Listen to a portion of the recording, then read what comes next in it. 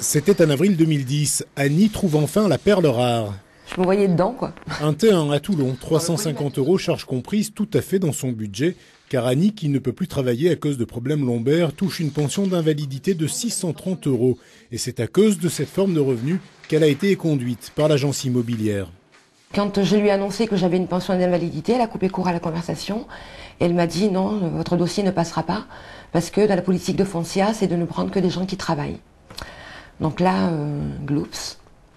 Alors sur le coup, j'ai pas compris, j'ai demandé pourquoi. Et elle m'a dit parce que votre pension n'est pas saisissable. Annie a finalement obtenu en urgence un logement HLM. Il y a quelques jours, le défenseur des droits, saisi par 3 personnes différentes, a demandé à Foncia de revoir ses pratiques.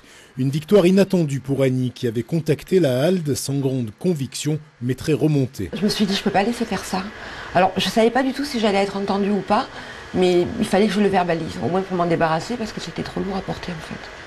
Foncia, leader européen de l'immobilier, assure ne pas pratiquer de politique discriminatoire. Dans un communiqué de presse, le réseau promet d'appliquer sans délai les recommandations du défenseur des droits et d'informer dans la semaine ses 600 agences sur les nouvelles règles à suivre en matière de calcul des revenus pour l'octroi de logements.